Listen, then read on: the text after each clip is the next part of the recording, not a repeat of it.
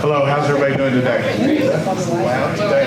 Welcome to Rotary for Wednesday, 2nd of September. Today, our prayer will be done by Debbie Sickles, our pledge by Roxanne, four-way test by Karen, and looks like David's got a guitar. He's going to do our song today.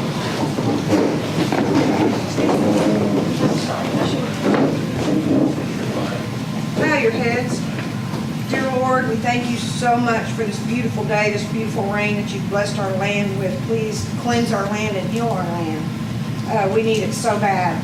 We want to thank you for forgiving us where we have failed you. Lead, guide, and direct our club to do the best thing for you. And thank you for this meal that we're about to receive. In Jesus' name we pray. Amen.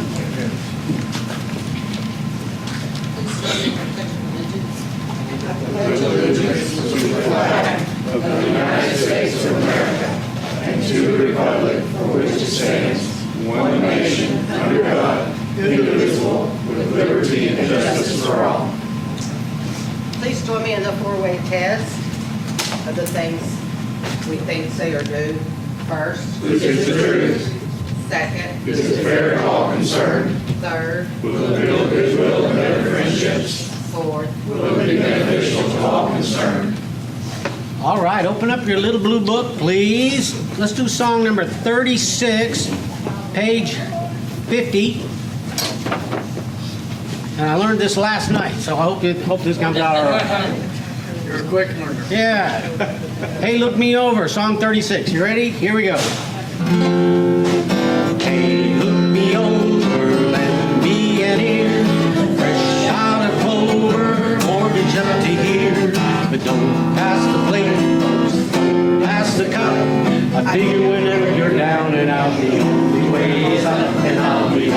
Like a rosebud high on the vine. Don't underdoes, but make it tip for mine. I'm a little bit short of the elbow ring, but let me get you some. And look out, world, here I come. And look out, world, here I come. Wee! Woo! Thank you, sir. Hey, I like this. That's good. That's my first time through. That was one verse. I like that. And, you know, most of us remember these songs, which is good.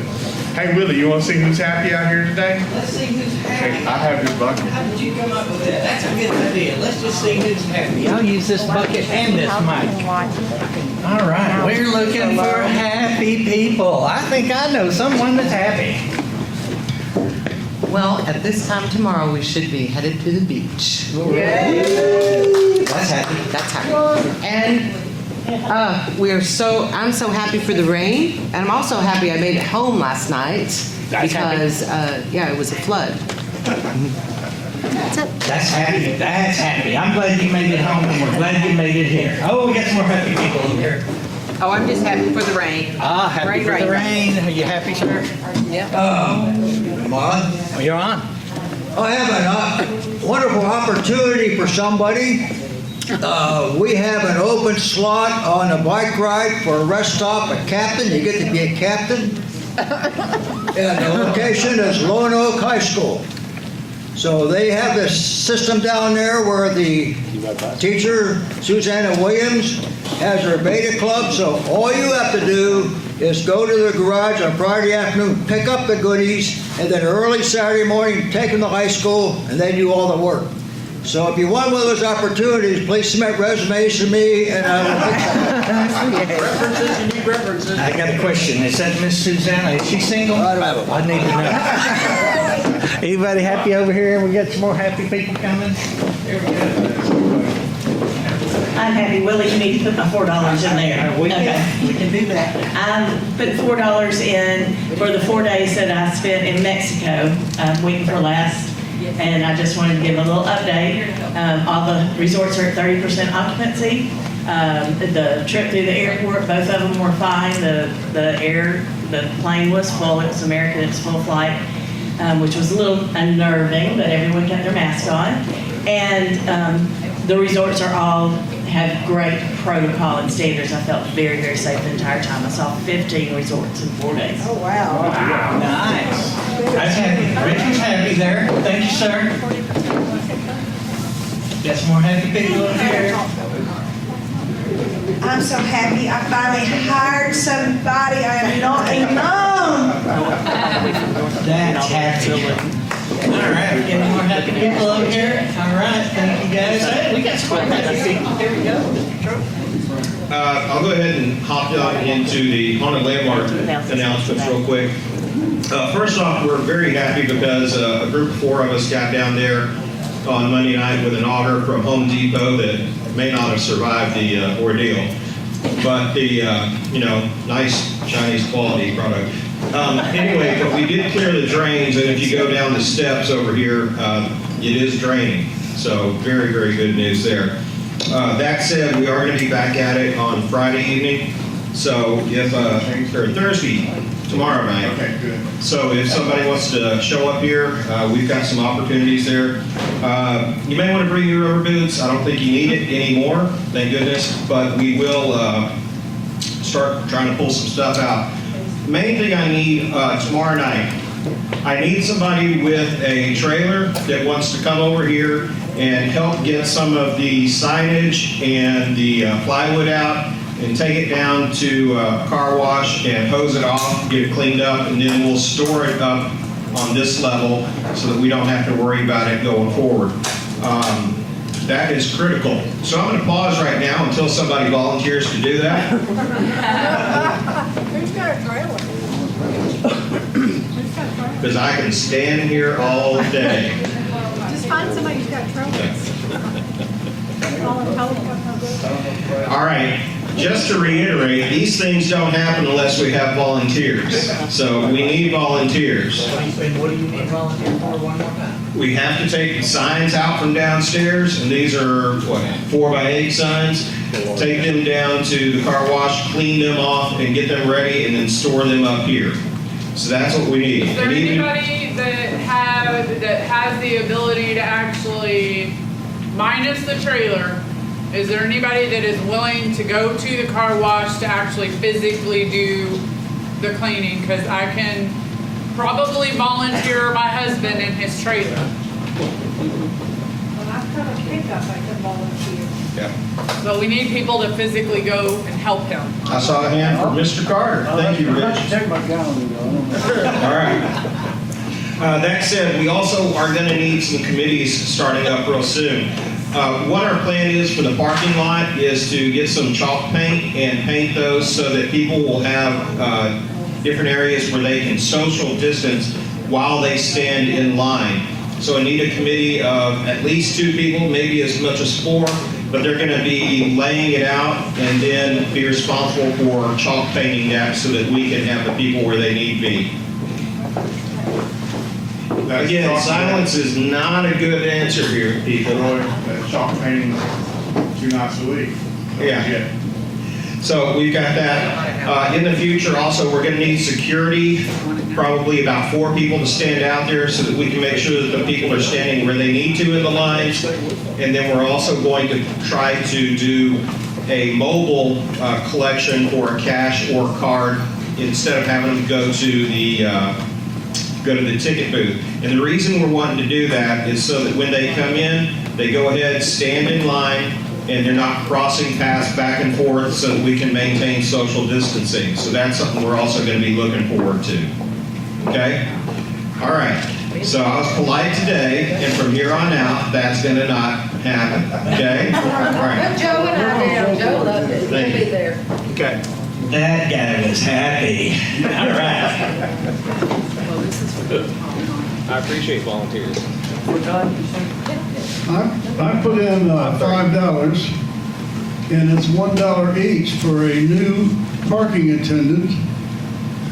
We need about 5 more from above and beyond our regulars, and it's really a very simple job. You just got to be there at 5:30 in the morning, and you're finished by 8. For the bike ride. For the bike ride. If you don't have me down already, put me down. Okay. you're in. I'll make it. Is that parking down here, Bill? Pardon? Where's the parking attendant down here? All around the city. Okay. All around the city. We use all the city's parking lots. And it should be easier this year if we're only gonna have 400 riders. Thank you, Billy. There we go. There we go. All right. That was some happy people there. Thank you very much, guys. We appreciate happy people. Well, my goodness, Larry, what do you think we ought to do next? Oh, hold on, we have more money. Oh, I'm sorry. I didn't see that happy girl over I there. love people with money. She's very happy. Well, I'm going to wait to introduce my guest, but this is for because I'm so happy my friend is here today. That's a good guest to be happy about. We're happy your guest is here. Excellent. I think we need to see who wins this deck of destiny. Somebody's got to win. Oh, you want to play Deck of There's Destiny not enough now? people here not to win. Okay. All right. Let me get the tools. Didn't buy any tickets today. That's because you ran errands. So I'm gonna root for you not to win. Still, that's not very neighborly. Miss Roxanne, we're gonna have your guest reach in and pull out a ticket. And sir, if you would, when you read the numbers off of that ticket, read them slow and really cause them some pain on that last number. Are y'all ready? Was it 19? 14? 38? 4? Oh, man. Yeah. See, Gloria, you didn't sit over there last week. That's why. That's her secret spot. Oh! We got a winner! No, not really. The pot goes back to $1,003. All right, thank you folks for playing our game. Good try, because I know somebody needs some money. That was fabulous. All right, at this time, I want to invite Roxanne up to introduce our speaker for today.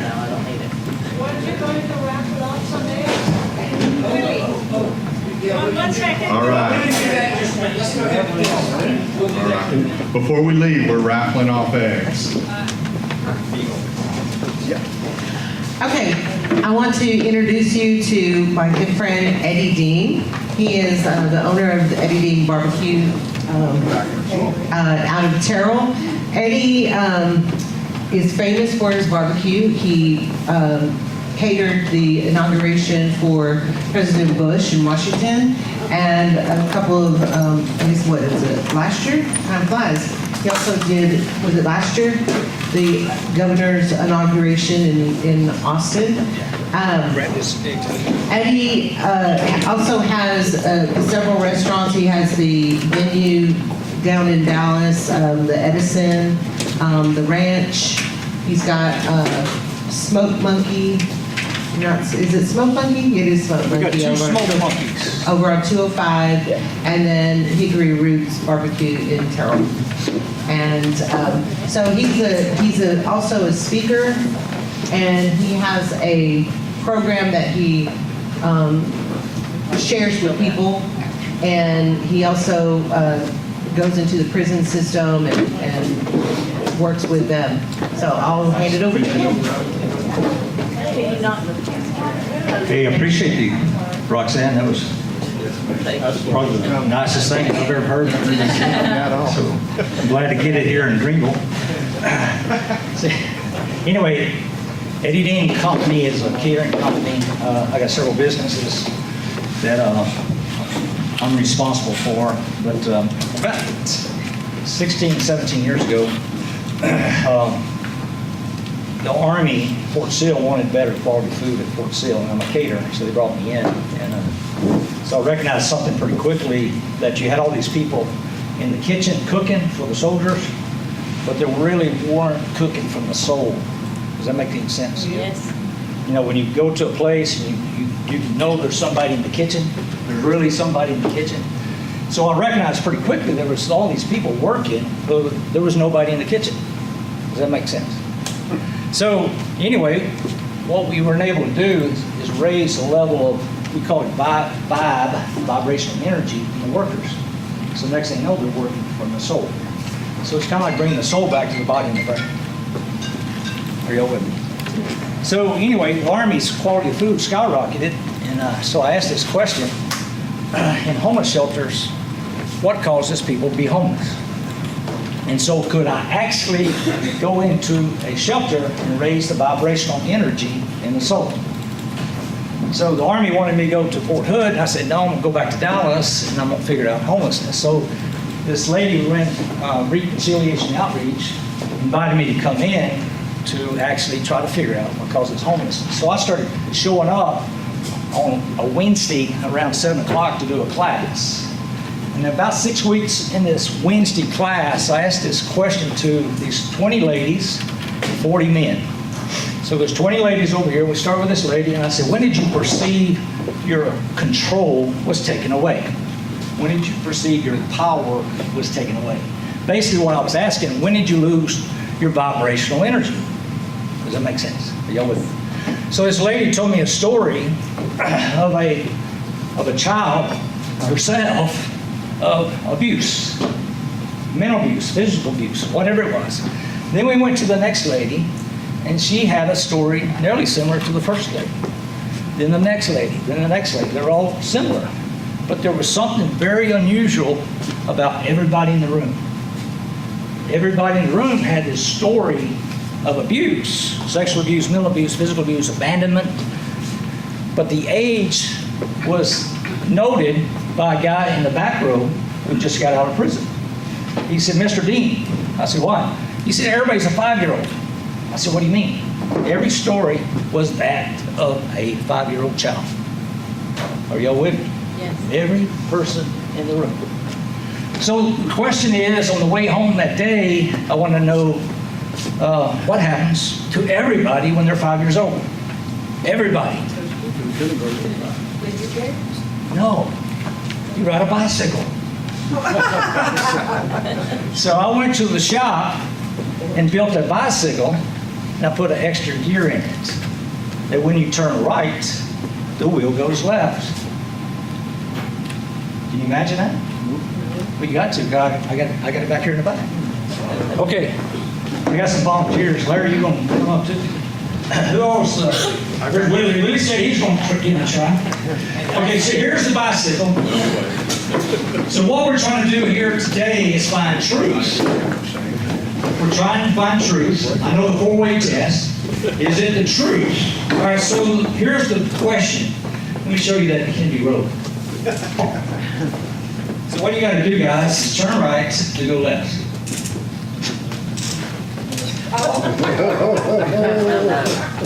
Does that make sense? Okay. Who's first? I'll try. I got a little no change. Okay, so what you want to do is not go very fast. Yes. Start gears on top. All right, just give it a shot. So which way we want to go? Straight forward. Straight. See.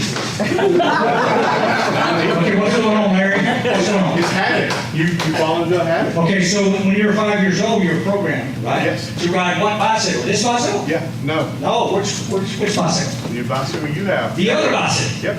The other bicycle's not even in the room. Yep. What is his brain doing right now? It fell back into. The other bicycle. Give him a try. This is harder than it seems if you turn so dadgum quickly. Whoa. I tell you, buddy. All right, I got to try it again just because. Okay. But What do you think is going on? my brain says no. Yeah. My brain says it's wrong. The brain said this is not the truth.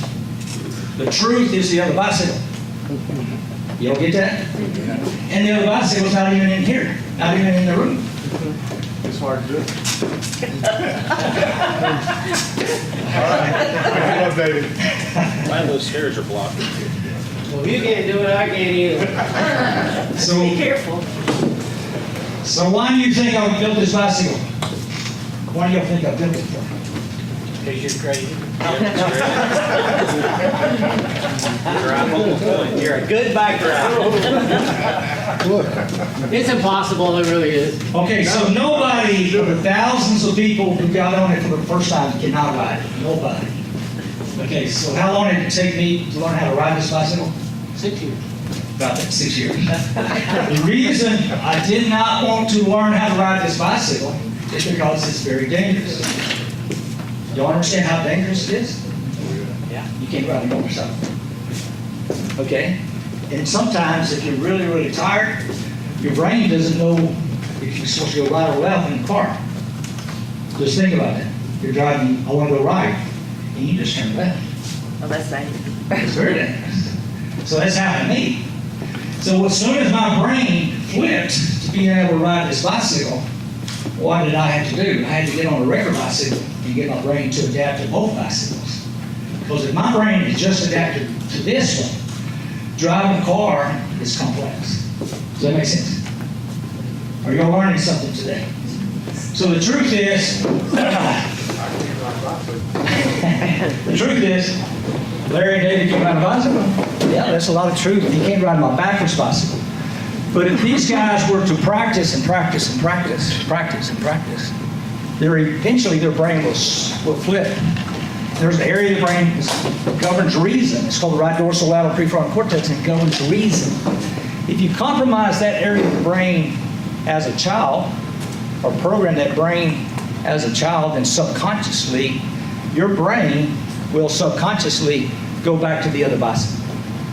Okay, so everybody in my class at the shelter, their brain was going back to the 5-year-old experience over and over and over and over. Does that make sense? So my responsibility was to get them to see something different from the perception of the 5-year-old. We had to get them to go back and change the stories that the 5-year-old was looping back in their brain. Are y'all still with me? Yes? Does that make any sense? Because I do this program all the time, and typically the only people that can listen to what I'm saying is 2 people. One who isn't in the ditch, they got to be in the ditch, they'll listen. Or the person that knows somebody, they want to get somebody out of the ditch. So the Speaker of the House, the governor, I was doing a program, and he just walked through in the back. The governor, Abbott, was there. He walked through and he saw this board, and then I handed up and he said, "What is that?" And I explained it. So he immediately called the head of prisons in Texas. His name is Brian Collier. All right, so I get a call from Brian Collier. He said, "I understand you got a workshop that works." So our success of this workshop that works, it takes around 10 hours, is in the high 90%. So somebody is on crack cocaine, drugs, their whole life is totally chaotic, they're self-destructive. 10 hours of exercises like that bicycle, their brain will flip. If we know exactly how to do it, why it happens, we know all these areas of the brain. So imagine if you had a problem with your car, the car motor, something's wrong with it, right? Something's knocking. And you take it to a mechanic that knows nothing about your car motor. Would you do it? No, it don't even make any sense. So what has taken place in our society, we have all these professionals that know nothing about the brain. And we take people and give them the responsibility. In prisons, 2/3 that everybody come out of prison go back in 3 years. You want to recognize who's doing, creating chaos in communities? Is this revolving door? So what the chief of staff and the head of prisons were wanting was to fix this problem. But the problem is, a lot of people cannot follow the conversation. The people that run systems. Does that make sense? So there's systems out there, but when I come in and introduce my system, they look at it and say, that's not the truth. And I'm looking at 2/3 of everybody coming through as that's the truth there, it's not working. So what I'm doing is going into systems and saying, hey, let's redesign systems. So what we recognized at the shelter that day, that if somebody's in shame, and if I put enough energy into the system, we can take them out of shame, but I get them to guilt. If I can get them out of guilt, we're up to apathy. And what we're doing is raising the vibrational energy all the way to this higher level of thinking. Are y'all still with me? So one day, let me show you where this idea came from. I was teaching a barbecue class. And so what I was doing was using this pattern. Here's your brisket, raw brisket. Let's say it's 35 degrees. So if I put 225 degrees, heat in the smoker, so eventually our goal is to hit the promised land 195 degrees. Does that make sense? Okay, so we were going to put all this heat into the system. Here's the brisket. It gets up to 140. And there's something that's crazy that just took place. The brisket's temperature goes into a resistance. Y'all familiar with that? Oh, yeah. Yeah, it's the stall. They call it the stall. Okay, what you have to do is maintain the temperature. But a lot of people, you go out there 5 hours, it's 140. You go out there 6 hours, 140. You go out there 7 hours, it's 140 degrees. You get really frustrated because it's not heat enough. Okay, this is the key to brisket. What you have to do is understand the brisket is going to resistance. Why is it going to resistance? What do you think the temperature is not rising? What do you think it is? Being absorbed. See it? The temperature being absorbed. By The brisket. is by 95% of the way is water. What's happening is water's evaporating, cooling off the muscle. Does that make sense? 95% of brisket's water. So I'm doing this barbecue class, and it gets up to 160. There's an enzyme called capsaicin. You know what that does? It starts breaking down the tissue, it makes it tender. So I got to trigger, there's an enzyme inside the muscle, that if I trigger it, it'll start breaking down the connective tissues. The next thing you know, you got tender brisket. We'll hit 180, and we hit 195, and we're on the way to the promised land. Does that make sense? Okay, that's what I was doing. I made my whole career taking a brisket through this process. So one day, I was looking at that, and I said, well, shoot, that's what we're doing in the homeless shelter. I'm taking them through a process. So all I got to do is keep raising the energy and the information to the system until we get to this tipping point. And there's a tipping point inside every person. So like capsaicin is in the brisket. There's an enzyme in every person. What I had to do is hit their spirit. If I can hit their spiritual aspect of who they are, we can go and take them out of this orbit. Are y'all concerned that there's 22 veterans a day committing suicide? Y'all know what the cause is? I'm going to show it to you on this board. We put the people in orbit. We put them in systems where they have to wear boots. Somebody's wearing boots and spurs at the expense of somebody wearing saddle bottom and bit, the military. The dynamic balance of this system is conformity, obedience, and compliance. This is a system. This whole system is built what we call autocracy. It's autocratic. It's top-down system. Okay, so we recruit this student that was brought up in a public school that has the same system as the military, top-down command and control. Our public schools are testing conformity, obedience, compliance. We're standardizing children. So they graduate, the Army comes by and say, I want to lease that farm, but we're not interested in the farm. We don't want you to think on your own behalf. We'll tell you how to think. Does that make sense? Okay, so this is the military system. So after the farm, the lease is up, the Army says the lease is up, you can go back, take care of your farm. The problem was, this is a farm without a farmer. The farm wife leaves, the spouse leaves, they find alcohol to make them feel lovable, adequate, maybe drugs, whatever it is, they get into what we call an orbit. So if a veteran can raise his level of vibrational energy, and somebody comes along and knocks him off his ego, his pride, where does he go back to? Back to shame. back to shame. Then it becomes a cycle. So after so many cycles, they get that pride and they're not going to do it again. They'll come back to the shame and they'll commit suicide. So we built a school. I was a part of the school, and I was catering 800 meals a day at the school. It was called Retail Ready Career Center. What was happening at the school was teaching them HVAC, vocational technical business.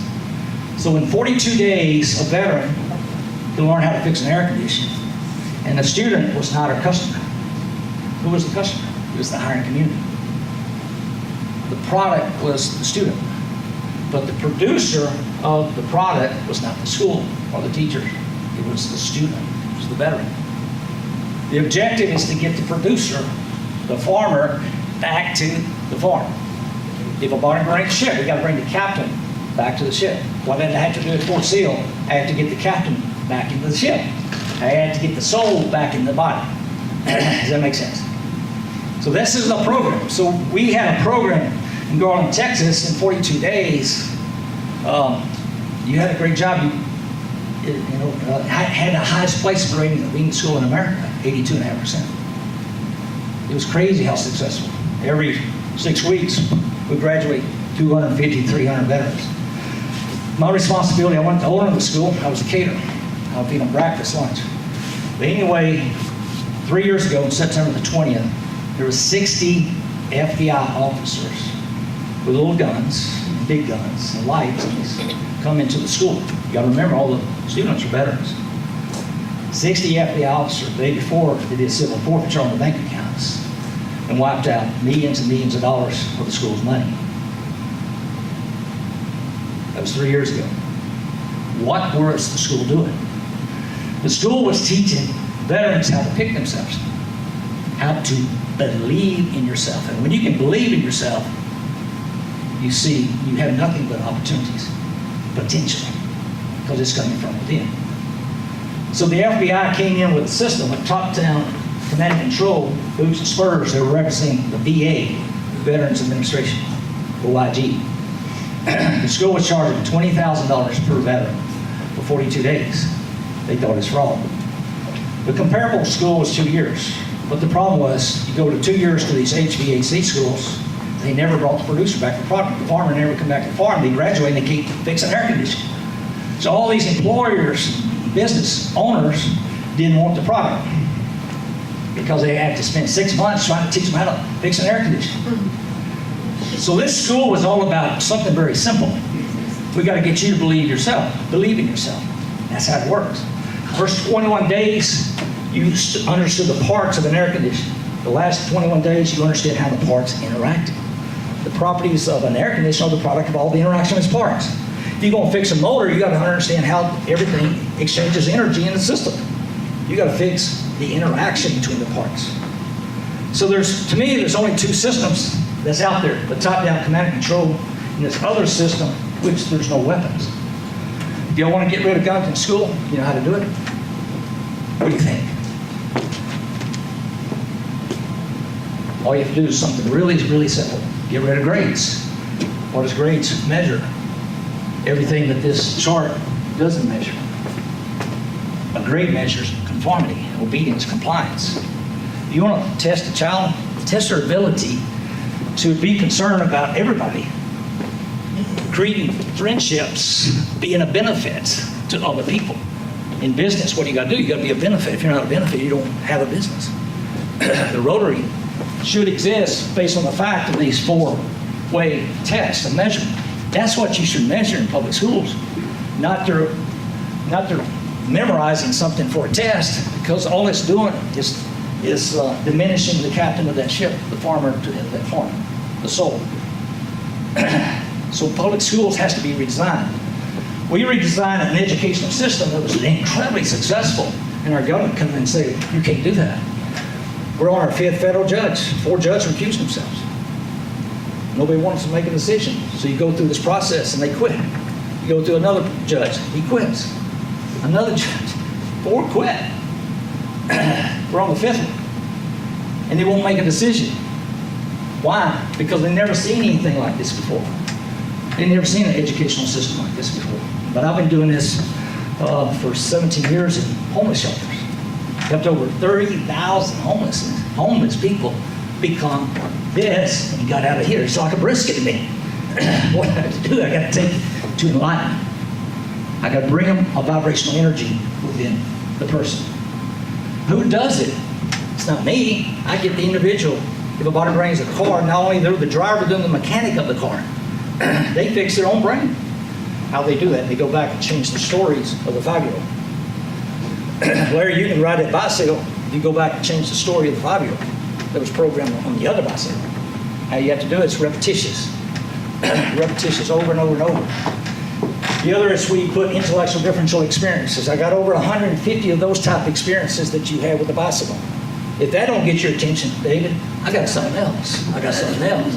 I just keep wearing you down until you say, wait a minute, who's the captain of the ship? And the captain comes home. And that's how it works.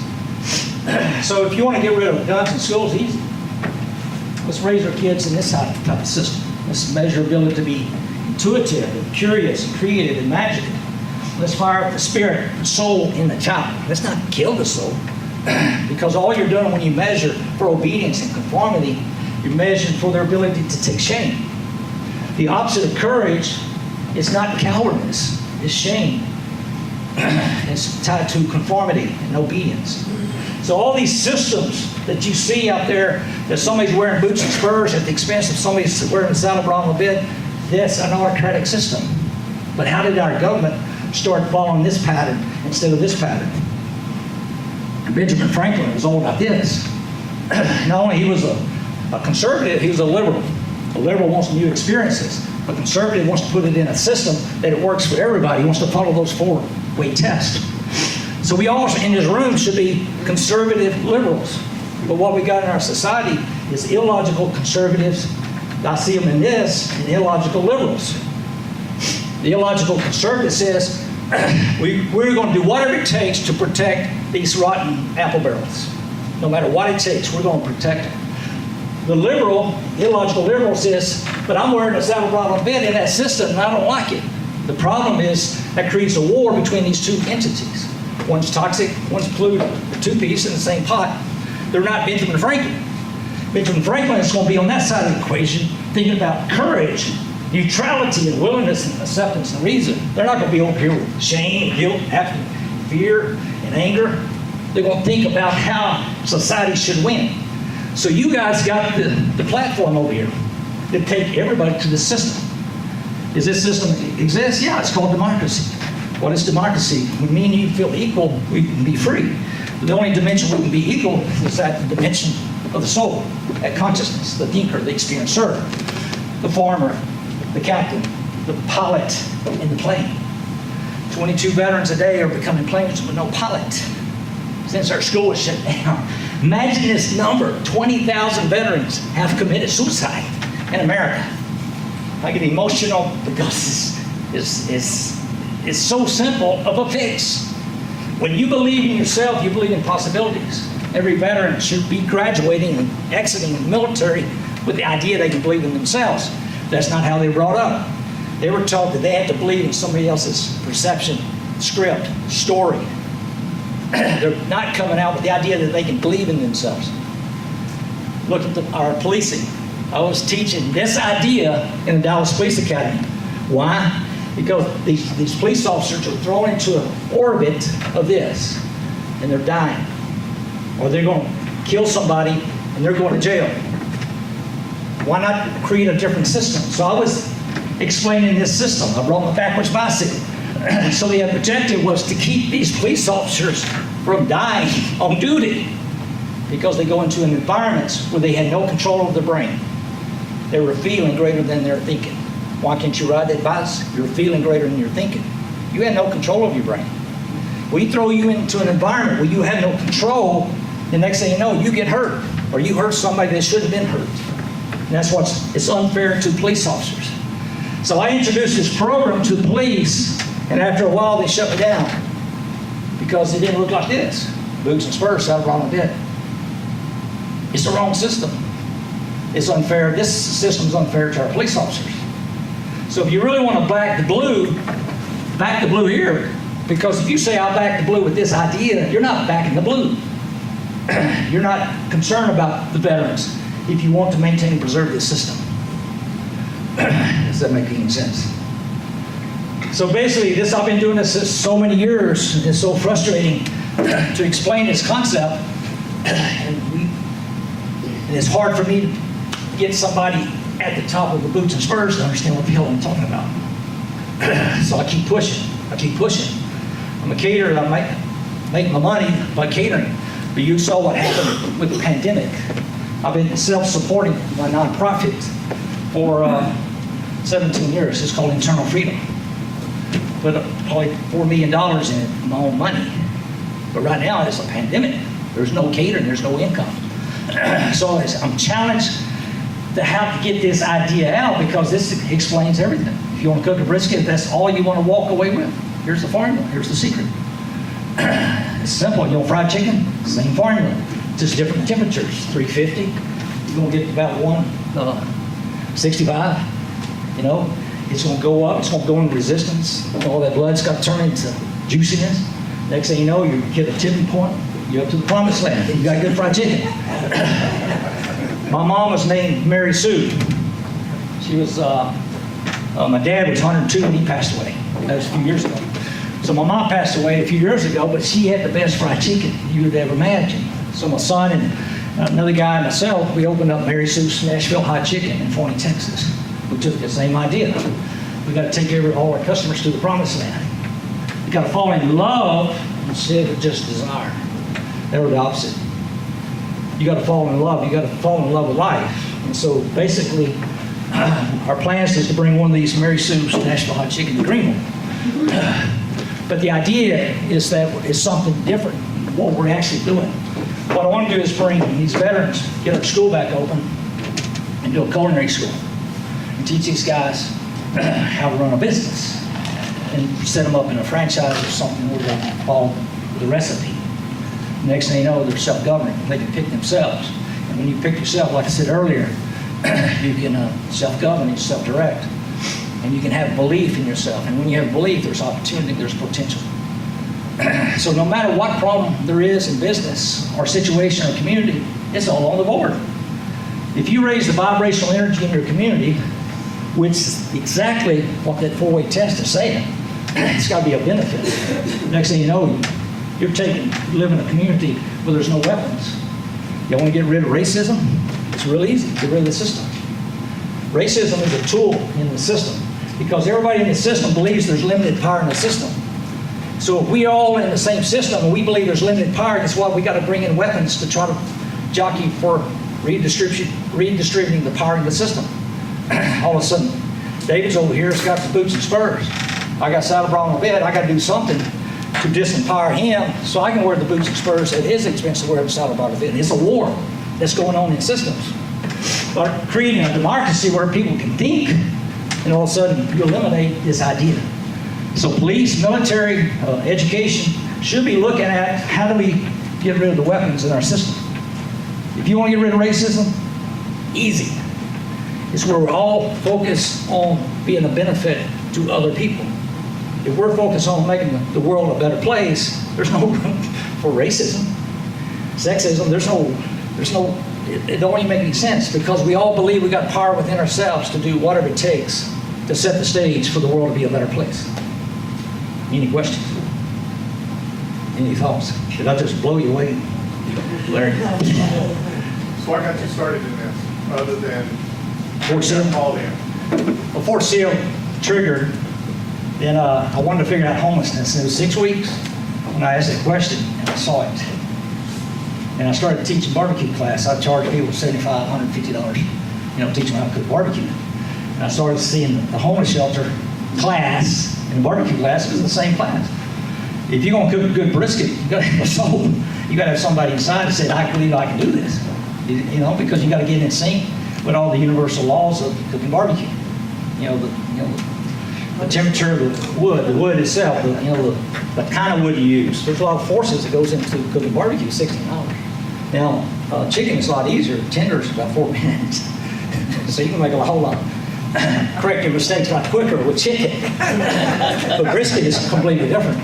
So we've had 15,500 people in 30 minutes at Governor Bush's inauguration. We've had 14,000. We've gone to Washington. We've had 25,000 in Fort Hood. Get these calls all the time during this pandemic, not pandemic, the hurricane. I get this call from the Red Cross. They call me at 11 o'clock in the morning to feed 13,000 people at 7 o'clock at night. You got what, 8 hours to feed 13,000 people.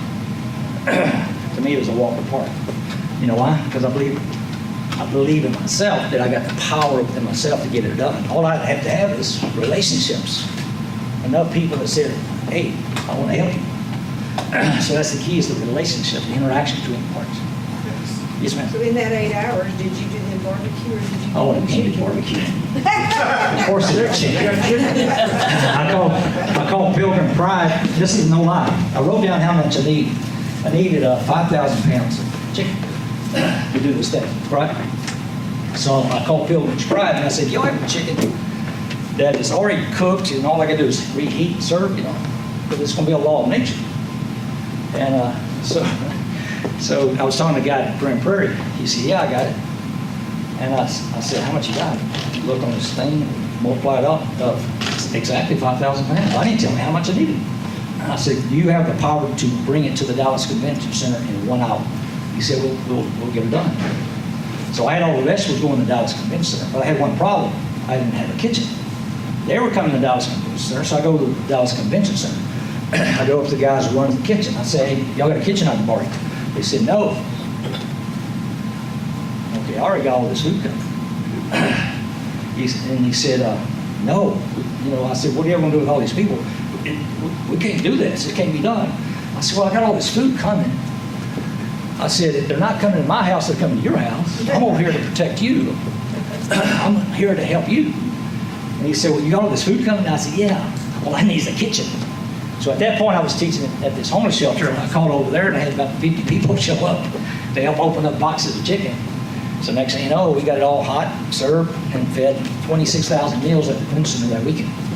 At the same time, I had a crew going to Hurricane Katrina in New Orleans, feeding encore people. And so when this hurricane came in the other day, we were turning it on, but it didn't hit us. It hit Louisiana. And I got a call yesterday to go to South Louisiana, you know, to set up a camp or whatever. But the catering is not really what I think about. I kind of just do that in my sleep. What I think about is how do you get this and redesign systems in our public schools. We had a system, you know, for the veterans. We had it. It was a working operation. But the government said, this got to be a problem. We've never seen anything like it. 42 days, you got a $75,000 a year job. It was 82.5% placement rate. University of Phoenix, you know what the placement rating is? 3%. That's how many people get jobs in that field. A lot of the other colleges, 6%. Most of these technical schools, it was like less than 20%. Any other question? Any other thought? Oh, I appreciate it. All right, go ahead. Roxanne. Eddie uses this whole concept on everything that he does. The other day when I called him to ask him if he could come speak to us, I said, because I wasn't even thinking about it, I said, well, how's business? And then he says, well, when your caterer and every event has been canceled because of COVID, how do you think it is? But he immediately starts talking about the next thing that he's going to do. I mean, you talk about not letting somebody, something happen and lose all hope and everything. I mean, even if it's a struggle, you're still moving forward. And I mean, for this whole concept has just been, when you hear it, the first time I heard it, it took a while to sink in. It was until maybe five different times because of the questions that you have. Most of the time when I see him go talk to people, they will contact him later, and he's always willing to talk to people. But there's this look on their face because it has just kind of gone whew. And anyhow, he's always available if anybody wants to talk to him. Yeah, I'm really had this conversation with you know, it's really frustrating because I think it's really, really simple. I thought it was really, really, really simple. But you got so many systems that are made up of this. That's just the way it is. So if this is your reality, this don't make any sense. They don't make any sense at all. Because you're already in a system where you're already expected to conform to somebody else's beliefs.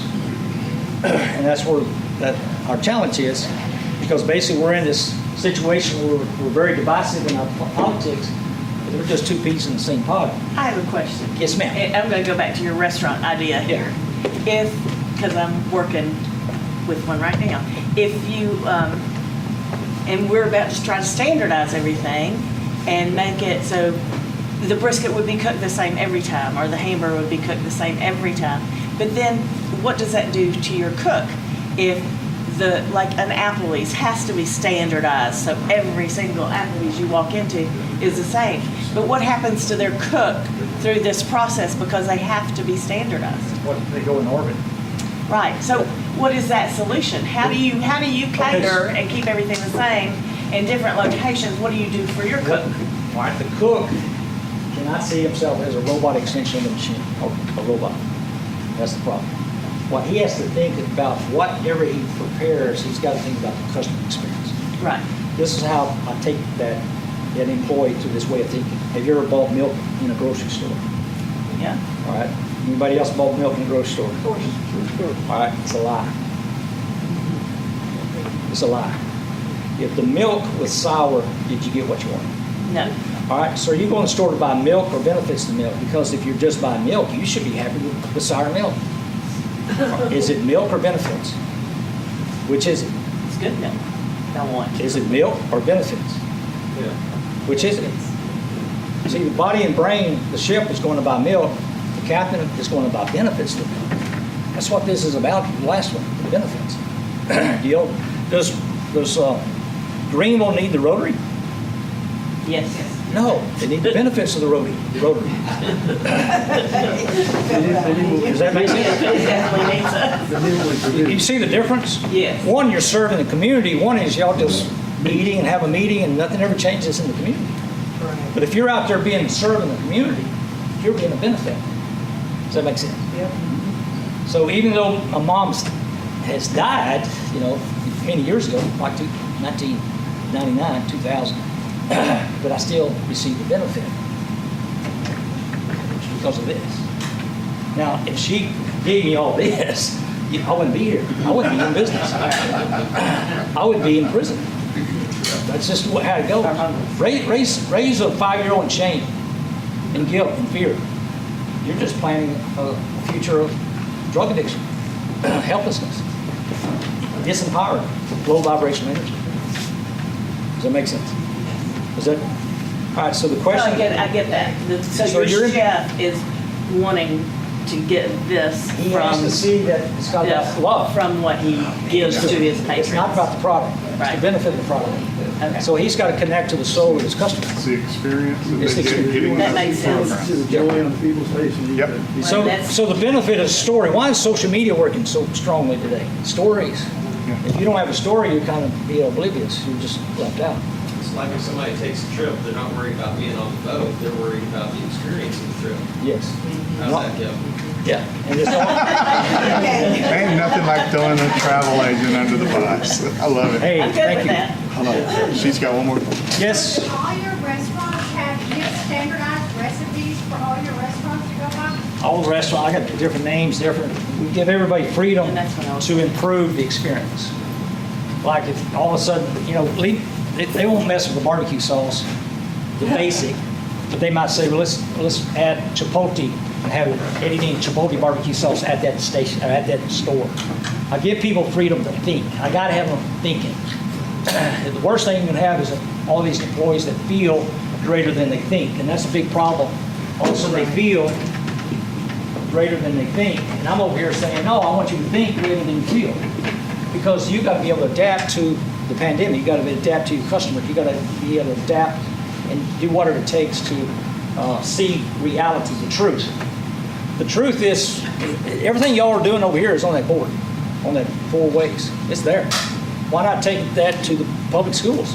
And that becomes the model. get rid of the testing for obedience. How's these kids in 18 years, 12 years, 13 years, how are they going to compete with artificial intelligence and machine learning? Right. Is this really fair at all? That a third grader has got to figure out the standardized test and the whole school is going to be measured, by the standardized test they're taking? And all he was doing is measuring obedience, compliance, and jumping through the hoop. Y'all should be just raising Cain and saying, let's put that in every public school in America. Rotaries all across the country should say, hey, let's redesign the system. If this don't make sense, explain it to me. If it don't work, I've seen it work every single time. There hadn't been a situation that it hadn't worked. One of the guys I saw this morning, Jeff Miller, 10 years in the drug rehab program at the VA hospital. 10 years. What they did after 10 years? They dropped him off at Souls Harbor in the van. They just dropped him off. We can't help this guy. 10 hours. His addiction went away. All of them. He even gave up drinking Mountain Dew. I'm talking about he was doing crack, heroin, he was doing alcohol, he was a gambling freak. He gave up cigarette smoking. How did he do this? He started thinking above feeling. Because his feeling was, I want this cigarette. But he started thinking greater than what happened. He woke up vibrational energy in this individual, and all of a sudden, a completely different human showed up. And there's thousands of those cases. So we can say, if I'm an apple tree, or this is an apple tree, we can bring you apples. Bring cobbler too. Thank you.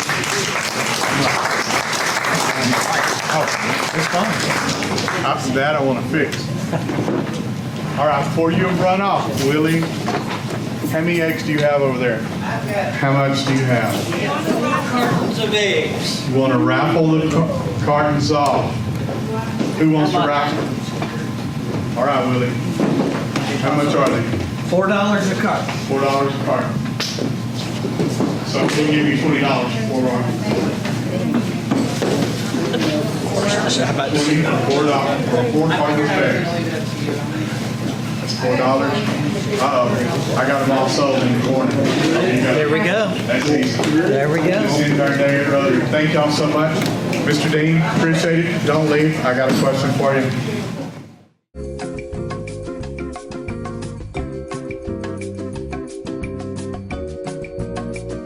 This video has been brought to you by GEUS 34. GEUS is your community-owned provider for electric, internet, cable TV, and true local programming.